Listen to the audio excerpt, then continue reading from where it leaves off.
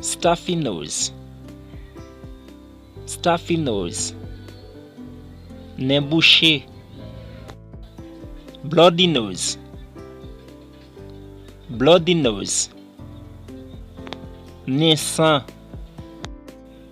flat nose, flat nose. Nez plat, long nose, long nose.